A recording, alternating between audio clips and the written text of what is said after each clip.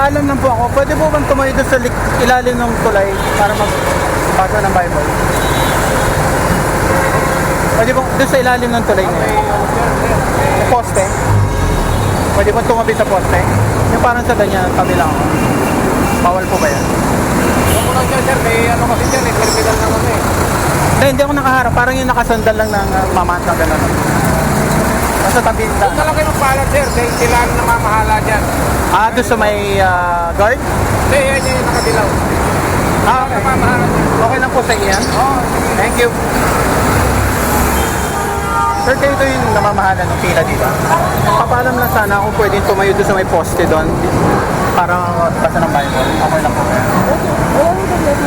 Papaalam lang po ako. Doon sa may poste na sa...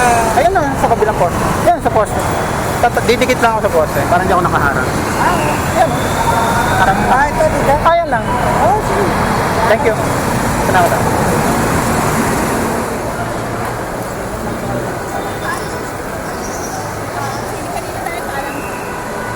Sa guard doon. Paalam din po kami sa guard. Naka-video po siya. Umaya po siya. Maano po kayo? Malalagay kayo sa alanganin? Nasa public naman po kami. Public sidewalk to. Hindi naman po kami nandiyan sa ano. Ganon din, miski sa kalsada ko to may maririnig nyo pa rin siya. Ano pa?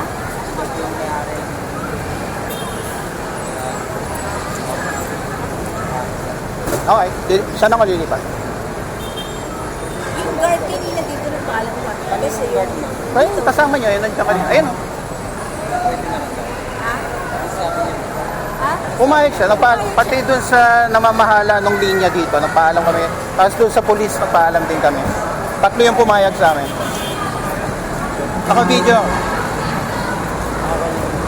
Ayun, kung malagay kayo sa alanganin, pwede bang humingi ng 5 minutes, tapos di pa na lang kami. Tayo lang po eh. Or, tayo na po. Thank you. Pakinggan ang salita ng Panginoon laban sa iyong may tenga at nakaririnig. May reklamo laban sa iyo ang Diyos. Dahil walang katotohanan, walang awa, walang kumikilala sa Diyos sa buong lupain, ang mga tao ay nangangamatay dahil walang gustong makaalam. Dahil pinalikuran niyo ang pagkilala sa akin, tatalikuran ko rin kung paanong pinalimutan niyo lumakad sa kutusan ng inyong Diyos, kakalimutan ko rin ang inyong mga anak.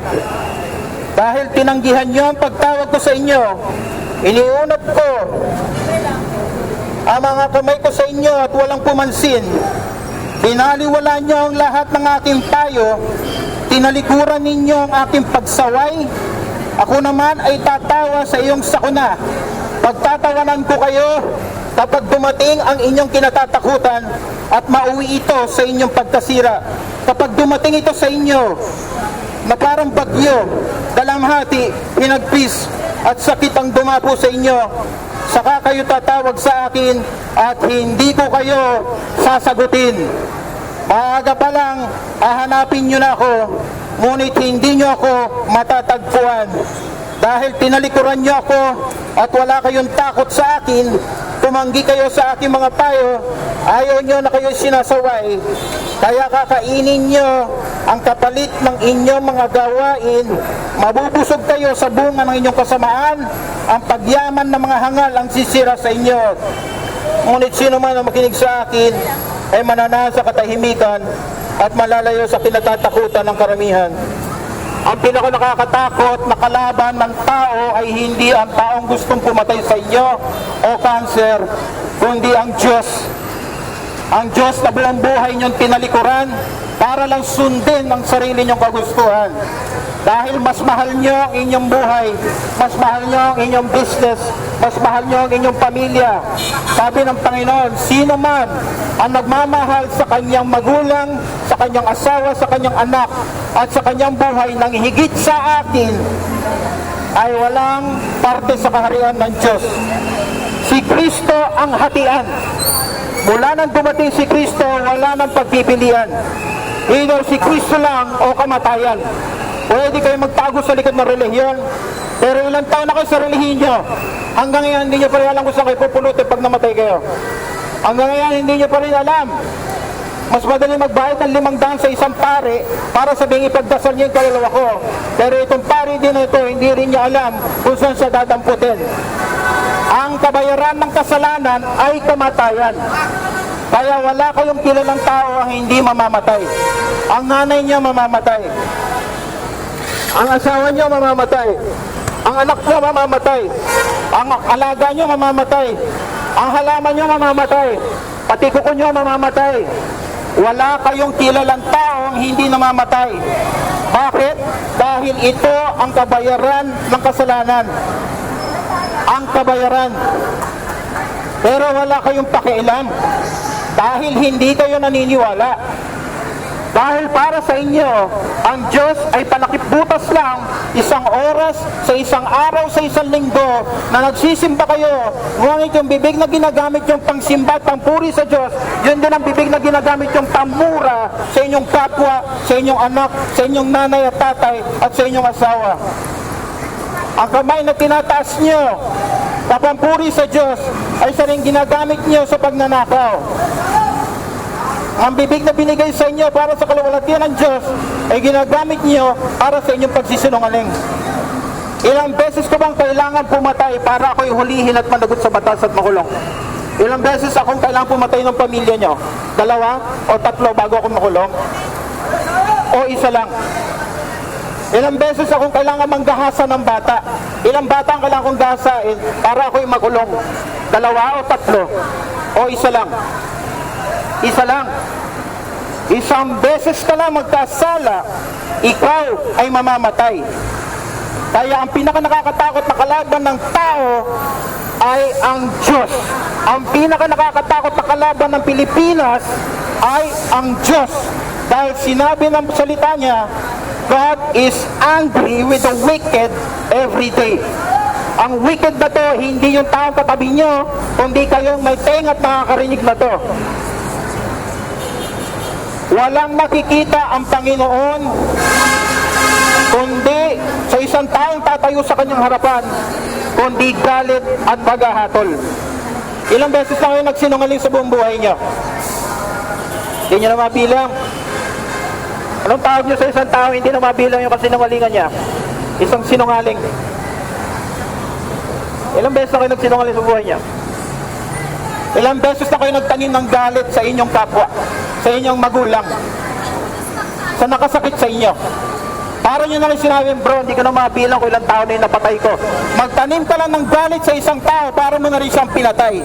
Kaya para mo na rin sinabi, hindi ko na mabilang kung ilang tao na yung pinatay ko. Pero wala itong dating sa inyo. Ilang beses na kayong tumingin na may kahalayan at kamanyakan sa inyong kapwa lalaki at sa inyong kapwa babae. Pag tumingin kayo sa magazine, pag tumingin kayo sa Facebook, ilang beses na sa buong buhay nyo, sasabihin nyo, hindi ko na mabilang. Para mo na rin sinabi, hindi ko na mabilang kung ilang babae na yung ginahasa ko. Sa sobrang dami, hindi ko na mabilang. Sinabi ng Panginoon, isang beses pa lang tumingin ng may kalibugan sa inyong kapwa, para mo na rin siyang hinalay at nirape sa inyong puso. Ang impyerno ay puno ng mabubuting tao na nagtitiwala sa kanyang kabutihan. Karamihan ng kilala nyo at mag-anak nyo na namatay at nagtiwala sa kanyang kabutihan ay nasa impyerno ngayon. Walang magandang paraan para sabihin to. Ang good news lang dito ay pwede kayong makaiwas. Ang langit ay puno ng mga kriminal at pangahangal na pinaliguran ng kanilang mga kasalanan at magmakaawa sa Diyos na iligtas sila. Naparito ang Diyos hindi para sa mga mabutuwid o mga bababae o mga relihiyoso. Ang impyerno ay puno ng mga taong relihiyoso. Nung dumating ang Panginoon dito, hindi siya pumunta sa Sanhedrin at sinabi niya, sino dito yung mga matitino? Sino yung mga scholar dito sa religion? Yan ang mga kukunin ko. Hindi. Pumunta siya doon sa mga mababahang mangingista. Sa mga mabababang tao siya nagpunta. Ang inyong kasalanan, gaano man ito karumi, at gaano man ito kadilim, at gaano man ito karami, kahit pa ang listahan ng kasalanan nyo na abot hanggang langit, isang patak lang ng dugo ni Kristo ay kaya itong burahin. Kung magbibigay ako sa inyo ng ticket dito at sinabi ko sa inyo, tatamo itong ticket na ito ng 10 bilyon, bukas sigurado. Sinasabi ko sa inyo, siguradong tatama. Mag-aagawan kayo. Ngunit sinasabi ko sa inyo, buhay na walang hanggan ang inaalay ng Panginoon. Pero wala kayong pakialam dahil hindi kayo naniniwala. Dahil para sa inyo ay Diyos ay sa isang palamuti lang. Sasabihin ko sa inyo ang mukha ng inyong Diyos. Kung ano ang pinaka-importanting bagay sa inyong buhay at ano ang inuuna niya sa inyong buhay: asawa, career, cellphone, Facebook, pagmumukha nyo, sapatos nyo. Yan ang inyong Diyos. Kaya huwag nyo lokohin ang sarili nyo na kilala nyo ang Diyos. Walang pakialam ang Diyos kung kilala nyo siya. Ang usapan ay kung kilala ka ng Diyos. Sinasabi niya, maraming tatawag sa akin sa huling araw, Panginoon, Panginoon, hindi ba nag-preach ako sa Muñoz? Hindi ba namigay kami ng Bible? Hindi ba ang dami namin pinagaling na bata? Nagtayo kami ng mga charity. Namigay kami ng 10 milyon. Sinasabi ko sa inyo, lumayo ka sa aking hangal ka, hindi kita kilala. Doon nyo to itapon sa kadiliman. Ang Diyos ng Bible, ang Jesus ng Biblia, ay ang Jesus na nagsabing, kunin nyo ang mga tao, ayaw na ako maging Panginoon sa kanilang buhay. At nakakarinig na aking mga salita ngayon, ngunit walang pakialam. Kunin nyo sila, dalhin nyo sa harapan ko, at dito nyo sila patayin. Yan ang Jesus ng Biblia. Makikita niyo sa Luke. Hindi yung Jesus na nakakembot sa krus na ginawa ng tao na hindi nakakapagsalita at hindi nakakarinig. Hindi na parito ang Panginoon para gawin niya mabuting tao, isang masamang tao. Hindi niya napunta siya dito para gawin niya okay yung taong sinungaling o yung taong lasenggo. O gawin niya mabait na tao itong rapist. Naparito ang Panginoon hindi para gawing mabuting tao masama, kundi para buhayin ang mga patay. Ang mga patay ang buhay, kagaya nyo, na hanggang ngayon gumigising kayo, hindi nyo alam kung bakit kayo naghihikahos sa pagkuha ng pera. Araw-araw bumabangon kayo para magtrabaho at umahin ng pera, may iuwi nyo lang para kainin ng ibang tao. Sino magmamana ng pinagpapahirapan nyo? Saan nyo dadalhin ito? Ngunit yung bagay na hawak nyo ngayon, na napaka-importante sa inyo, yung kaluluwa nyo, wala kayong pakialam.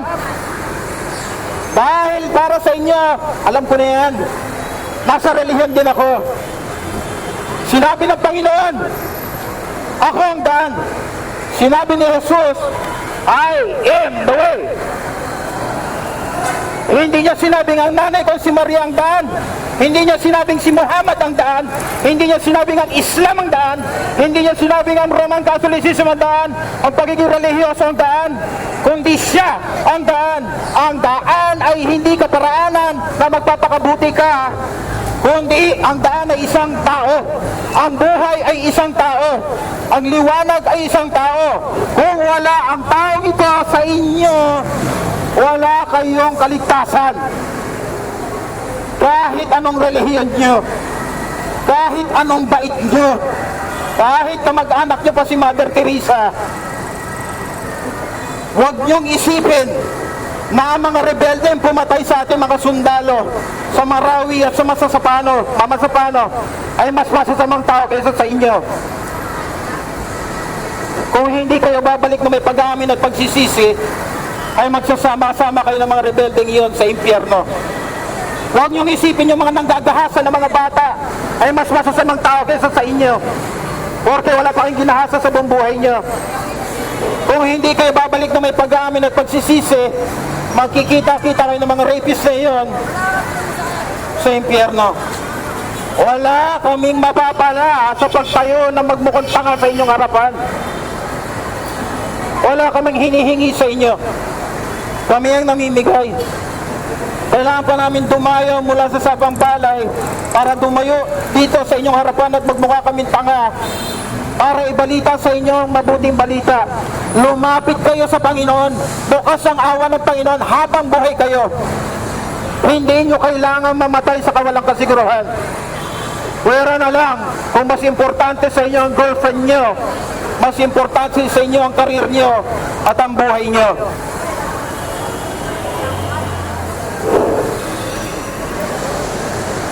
Kung merong pumatay sa inyong pamilya at nahuli nyo at dinala nyo sa isang husgado, at lahat ng ebidensya nandun, naka-video siya at lahat, sasabihin nyo sa husgado, ito ang taong pumatay sa aking pamilya, nagkasala laban sa akin. At sasabihin ng judge, maganda yung gising ko, ano ba yung kasalanan mo? Masarap ang gising ko ngayon, wala kang kasalanan. Magwawala kayo! Lahat ng pwede niyong sumbungan, pati dingding at poste, pagsusumbungan nyo. At sasabihin nyo, ito ang isang judge na mas kriminal pa kesa dito sa isang kriminal na pumatay sa aking pamilya, pinawalang sala niya ang kriminal na ito. Ito ngayon ang isipin nyo, ang kriminal na ito na sinasabi nyong dapat hatulan ng kamatayan ay kayo. Ikaw! Ganun kahalaga ang kaluluwa nyo.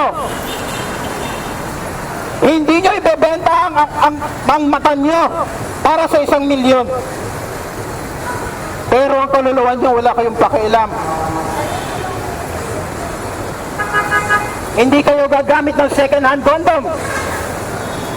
Pero ilang beses na kayong gumamit ng babaeng, ilang beses na nagamit.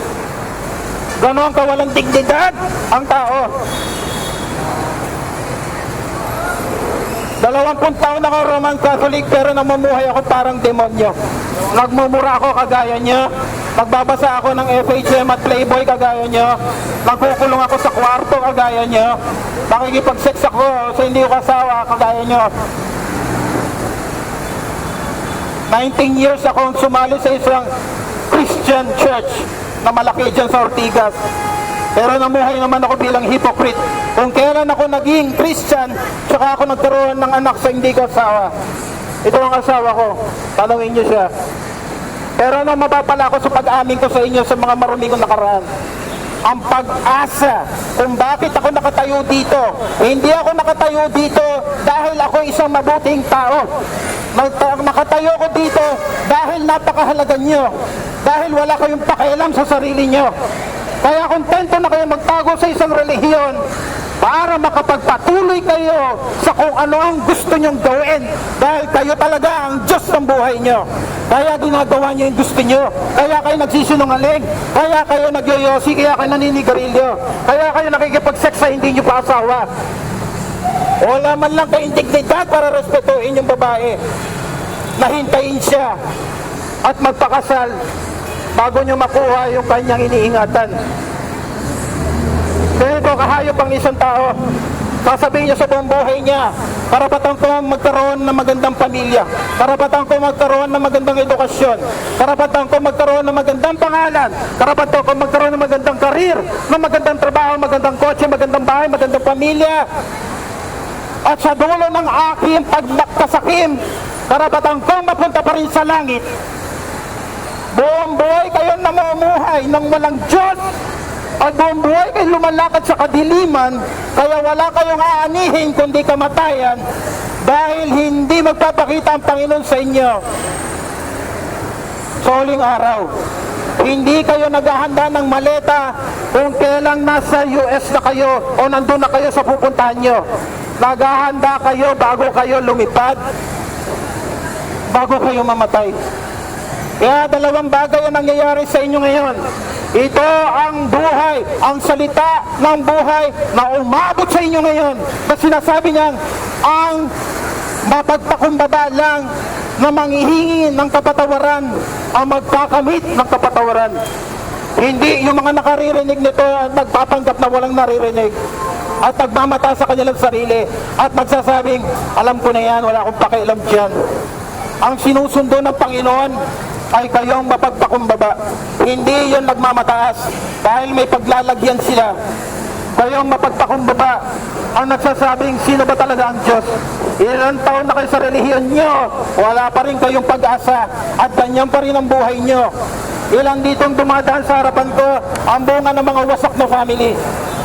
Na yung tatay niya may kabit, yung nanay niya may kabit. Ilang dito ang bunga ng nirape ng tatay niya. pero nagsisimba kayo. Kahit sinong rapist pwede magsimba. Kahit sinong mamamatay tao pwede magsimba. Yung katabi nyo sa simbahan, tuwing December, tuwing Pasko, hindi nyo alam, umuwi sa kabit niya. Kahit sinong may kabit, nagsisimba. Walang pakialaman Diyos sa pagsisimba nyo.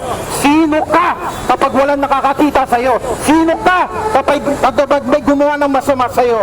Kung ano ka kapag pinisil ka, kapag gipit na ang lahat, yan ikaw.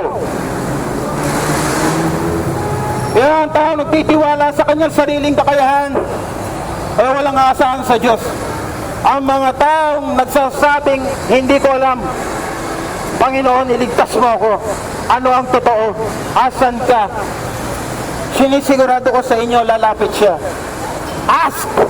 Manghingi ka at bibigyan ka. Hindi kayo nagtataka hanggang ngayon wala pa rin kayong masakyan. Para sa inyo itong salitang ito. Inaabot na kayo ng Panginoon ngayon. Huwag kayong magmataas. Huwag kayong magmalaki.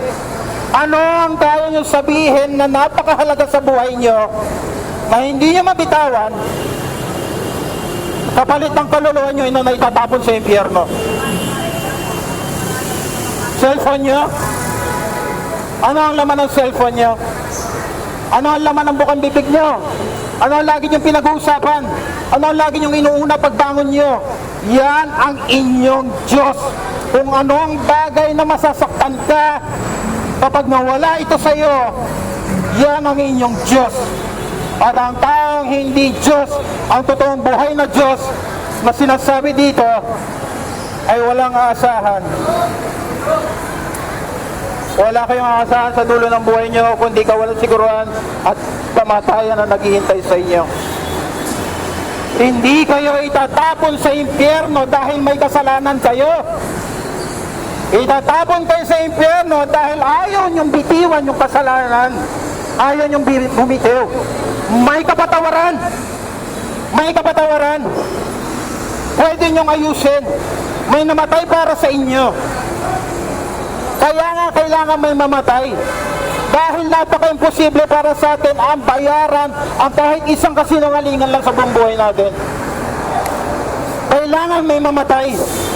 Kailangan may isang walang kasalanan ang mamatay para sa atin. Sa inyo, sa mga pulis, sa mga security guard, kahit sa presidente ng Pilipinas, kailangan may mamatay at magbayad para sa hustisyang hinihingi ng Diyos na napakataas. Sabi ng Biblia, there is now therefore no condemnation. Wala nang paghahatol sa taong magtitiwala sa Panginoon. Ganun lang ba kadali? Hindi. Dahil napakataas ang hinihingi ng kaligtasan. Ang inyong buhay. Ang kapalit ng kaligtasan ay ang inyong buhay. Kapag ibinigay nyo ang buhay nyo, saka ibibigay ng Panginoong Hesus ang buhay niya sa inyo. At hindi kayo magsisisi. Wala kayong masasabi sa buhay nyo na ganun kasigurado at hindi nyo pagsisisihan. Ngunit ang salita ng Diyos ay tapat at pwede niyang panghawakan at nagbibigay ng buhay. Si Jesus ay namatay para sa ating kasalanan at pinagtagumpayan niya ang kamatayan na mabuhay siyang muli ikatlong araw at umakyat sa kanan ng Ama at nandun siya para mamagitan, maging lawyer sa lahat ng taong nagtitiwala sa Kanya. At ang taong nagtitiwala sa Panginoon ay tatayo sa harapan ng Diyos na parang walang ginawang kasalanan. Paano mangyayari itong milagrong to? Gagawin niya kayong isang bagong nilalang. Whoever is in Christ, he is a new creature. Bago siyang nilalang. Hindi siya yung dating lasenggo na nagpakabait lang. Kapag pinaamuyan mo ng konting alak, babalik na naman. Ang bagong nilalang ay ang taong masasaktan na o nagmumura pa rin siya. Pero tuwing magmumura siya at mapapamura siya, para siyang sinaksak sa dibdib sa sakit. Napakasakit sa kanya ang magkasala.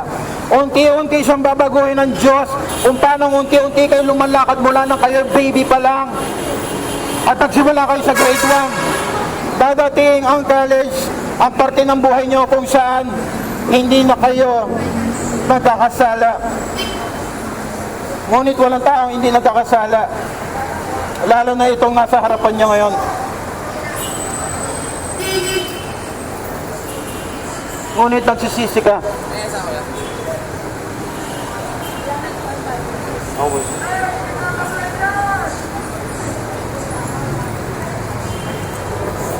Ilang beses kailangan magkamali ng anak nyo, ng magulang nyo sa inyo, para hindi nyo patawarin.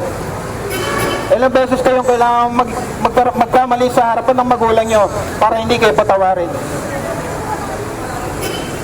Baliwala ang sabihin yung Lord, sorry. Ani, sorry. Sorry ka na sorry, pero gabi-gabi umuwi ka na may lipstick sa iyong leeg. Sorry ka na sorry, pero lagi ka nagkukulong sa kwarto mo. Sorry ka ng sorry, pero adik ka pa rin. Sorry ka ng sorry, pero hinahalay mo pa rin yung kapwa mo, yung sarili mo. Walang kwenta ang sorry na hindi mo tinatalikuran. Ang lahat na nagbibigkas sa pangalan ni Kristo ay tumalikod mula sa inyong kasalanan. Hindi kayo maliligtas kung ano pinanghawakan nyo sa buhay nyo. Kahit ano pa ang karir nyo, kahit ilang armas pa ang hawak nyo, ihiga kayo sa kabaong, hindi nyo alam kung nakahanda na yung kabaong na gagamitin nyo mamayang alas 12 ng gabi. Hindi nyo alam kung nakahanda na yung bulaklak na gagamitin sa burol nyo mamayang madaling araw. Kagaya ng tito ko, walang bisyo, hindi naglalasing, hindi umiinom, hindi naninigarilyo. Bisperas ng 24 ng Desyembre, nagluluto lang ng pang Noche Buena, sumigaw, bumagsak, patay, dead on the spot.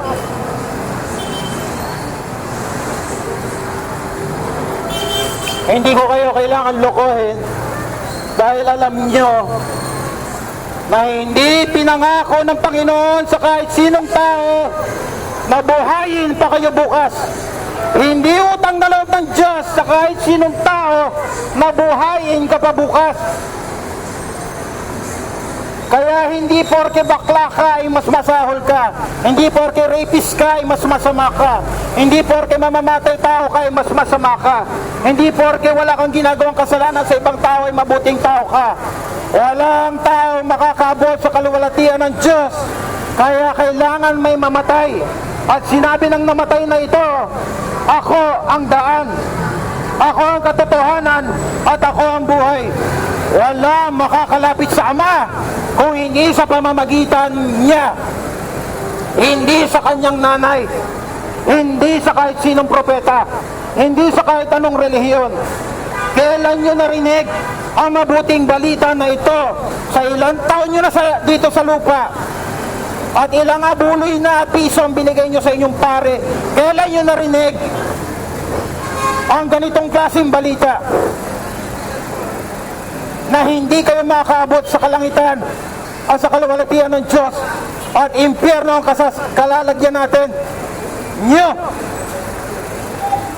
at nakikipagsundo sa inyo ang Panginoon. Na sinasabi niya, sino magtitiwala sa akin kahit siya'y mamatay, siya'y mabubuhay. At sino man nabubuhay na magtitiwala sa akin ay hindi kailanman mamamatay. Kaya dalawang bagay ang nangyayari sa inyo ngayon. Ito ay salita na pang-aabot sa inyo ng Diyos. Come unto me, all you who are weary and burdened, and I will give you rest. Bibigyan ko kayo ng kapahingahan. Hindi ba magbabago ang buhay niyo na bigla kayong mawala ng kalasingan? O bigla kayong titigil sa inyong kamanyakan? Pero babagawin niyo yung puso niya. Magkakaroon kayo ng bagong direksyon sa buhay na hindi nang gagaling sa inyo. Walang taong kayang baguhin ang sarili niya. Ako na nagsasabi sa inyo. Dahil 14 years kong nilaloko yung misis ko, bakit ako nakikipapit sa ibang babae? Dahil masarap ang kasalanan. Walang kasalanan ang mabait. Pero pag binayaran ka agad ng Diyos ang kasalanan nyo, pagkatapos yung gawin, lahat tayo patay. At huwag nyo sabihin walang Diyos, walang taong walang Diyos. Either may relihiyon siya o ang sarili niya, ang Diyos niya, meron siyang iniingatan. Lahat ng tao ay may Diyos. Kaya sino man ang magsasabing walang Diyos, isa siyang sinungaling dahil ang sarili niya mismo ang Diyos niya. Kaya niya ginagawa ang gusto niya. Ang pinaka nakakatakot na hatol sa atin ng Panginoon ay hindi ang magpadala ng lindol o baha, kundi ang pabayaan kayong mabuhay ng tahimik sa inyong kasamaan para magising kayo sa impyerno at hindi na kayo maligtas.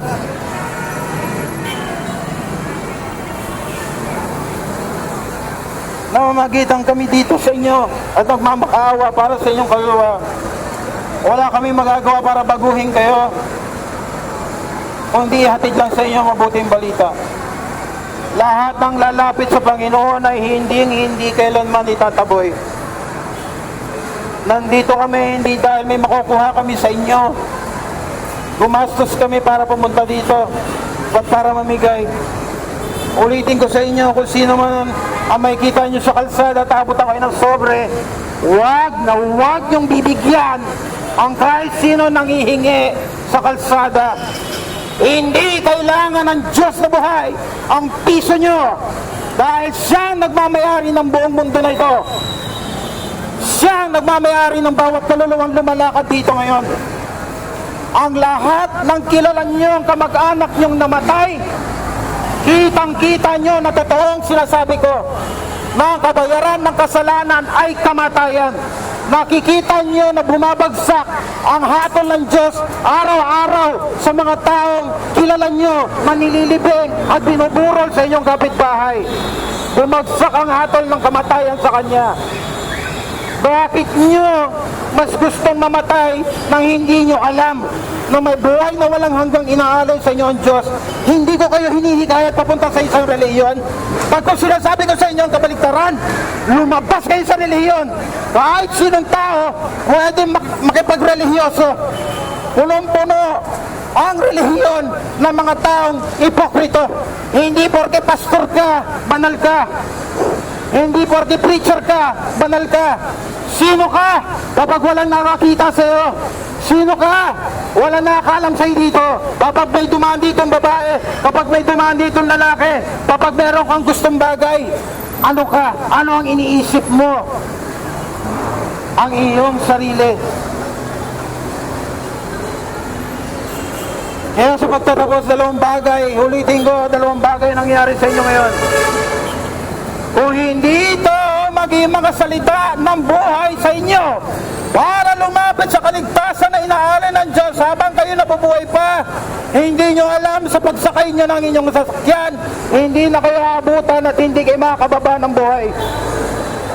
Ito ay buhay ng pag-asa na lumapit kayo sa Diyos sa pamamagitan ni Kristo.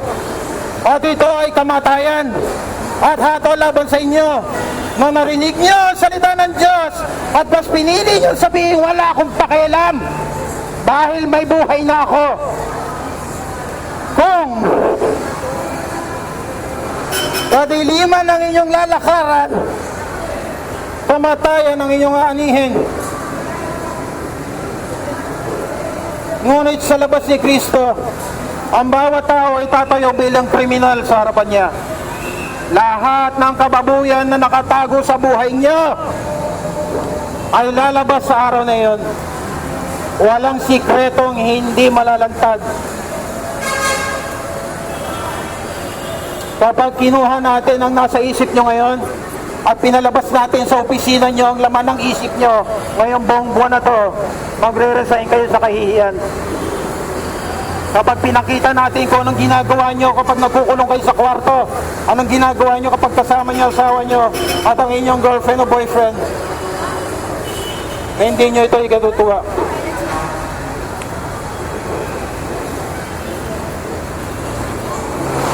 Ang salita ng Diyos, tandaan nyo mabuti ang narinig niya ngayong gabi kita.